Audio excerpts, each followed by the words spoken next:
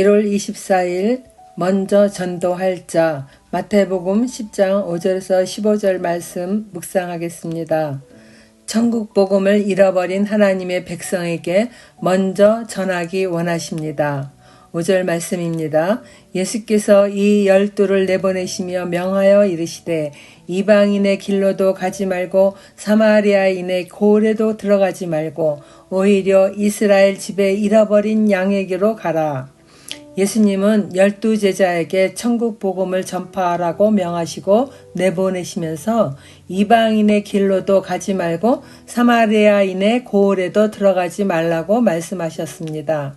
당시 유대인은 하나님의 모든 절기와 율법을 철저하게 지키며 하나님의 얼굴을 구한다고 하지만 실질적으로는 하나님과 전혀 교통하지 않는 하나님의 잃어버린 양들이었습니다.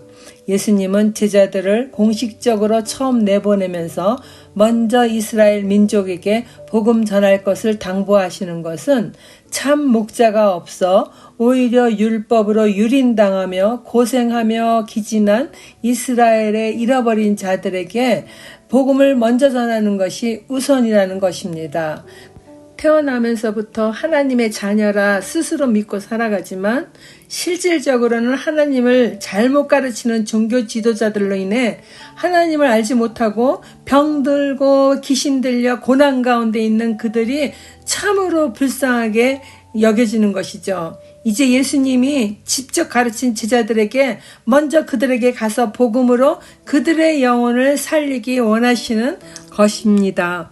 이방인의 길로도 가지 말라는 말씀은 이방인을 향해서 가지 말라는 의미를 담은 말씀이나 예수님이 선민의식에 사로잡힌 유대인처럼 민족적 편견이 있어서 하는 말씀은 아닙니다. 사마리아인의 고을에도 들어가지 말라 하심도 그들이 이방인 취급을 받는 혼혈 민족이 되었기 때문에 가지 말라고 하시는 것이 아닙니다. 북이스라엘의 수도였던 사마리아가 예수님 오시기 전 721년에 아수르에 의하여 멸망한 후 피지배국의 민족 말살 정책으로 사마리아의 이민족을 많이 이주시켜서 그 사마리아 사람들하고 통혼하게 했어요. 그래서 북이스라엘은 혈통과 문화가 선민의 순수성을 완전히 잃어버리게 되었답니다.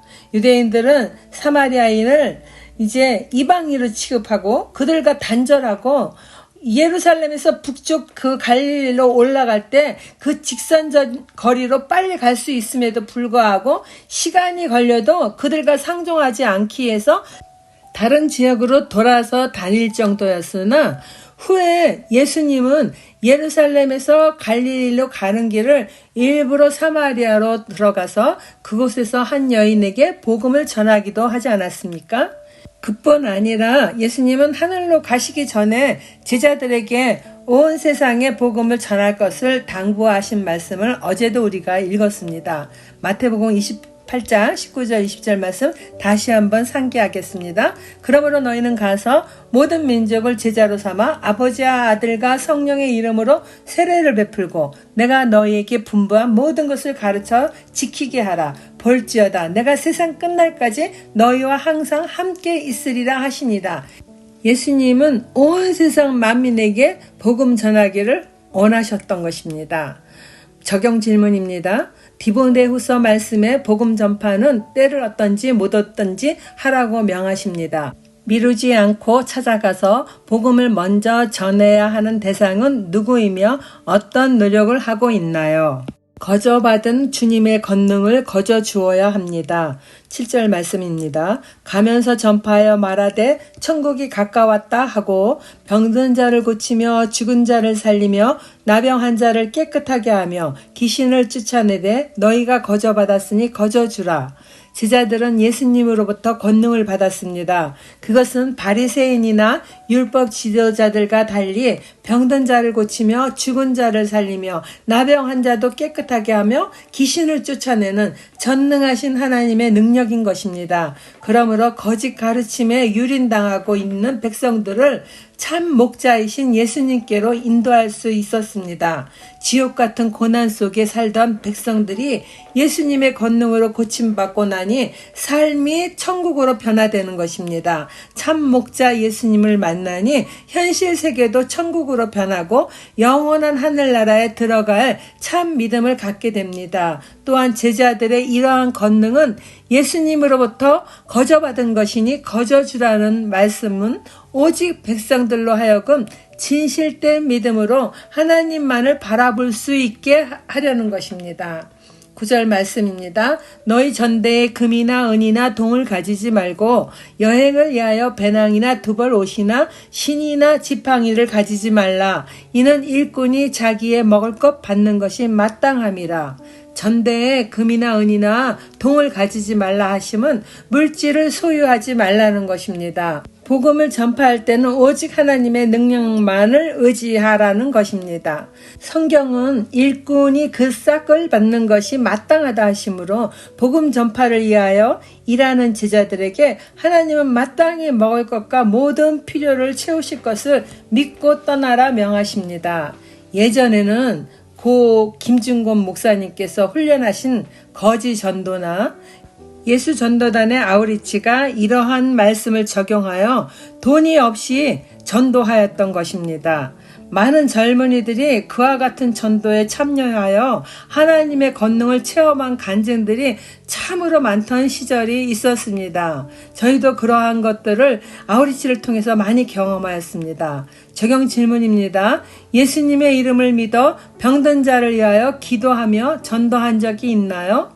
오늘날도 영혼을 불쌍히 여기며 예수님의 긍휼한 마음으로 기도할 때 하나님의 권능이 임하신다는 것을 믿으십니까?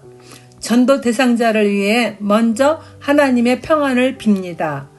11절 말씀입니다. 어떤 성이나 마을에 들어가든지 그 중에 합당한 자를 찾아내어 너희가 떠나기까지 거기서 머물라.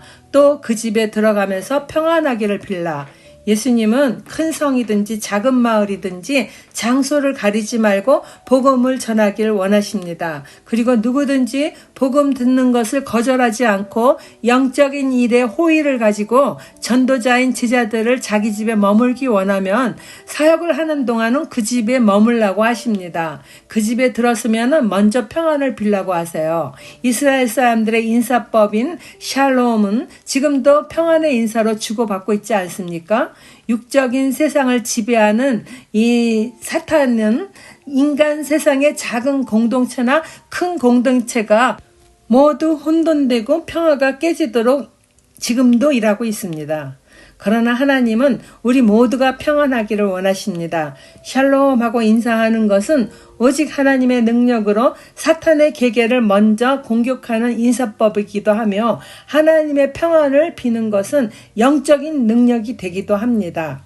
13절 말씀입니다. 그 집이 이에 합당하면 너희 빈 평안이 거기 임할 것이요 만일 합당하지 아니하면 그 평안이 너희에게 돌아올 것이니라. 누구든지 너희를 영접하지도 아니하고 너희 말을 듣지도 아니하거든 그 집이나 성에서 나가 너희 발의 먼지를 떨어버리라. 내가 진실로 너희에게 이르노니 심판날에 소돔과 고모라 땅이 그 성보다 견디기 쉬우리라. 이러한 영적 천국 복음을 들을 기가 있어서 전도자를 환영하며 받아들이는 자는 그 가정에 평안이 임할 것이라고 합니다. 그러나 제자들이 축복하는 평안을 거절하는 자들은 그 평안의 복이 수고한 제자들에게 돌아올 것이니 복음 전하다 낙심하지 않도록 예수님은 미리 말씀해 주십니다. 그리고 복음을 들으려 하지 않고 예수 그리스도의 제자인 전도자들을 영접하지도 않을 경우 그 집이나 성에서 나와 그곳에서 묻은 발의 먼지까지라도 떨어버리라 하십니다. 복음을 들으려 하지 않고 말씀 전하는 일꾼들을 맞이하지 않는 것은 하나님을 거절하는 것이기에 그들은 마지막 심판날에 소돔과 고모라 땅보다도 더 큰 어려움에 처한다고 하십니다. 적용 질문입니다. 복음을 전하다 마음이 상한 적이 있습니까? 피전도자의 거절은 복음의 주체이신 예수님을 거절하는 것이므로 전도자는 그곳에서 묻은 발의 먼지라도 다 떨어버리라 하십니다. 아직 전도하다 움츠려든 남아있는 부정적 감정은 무엇입니까? 이제 예수님 말씀에 순종하여 다 떨어버리고 새롭게 전도하실 수 있습니까?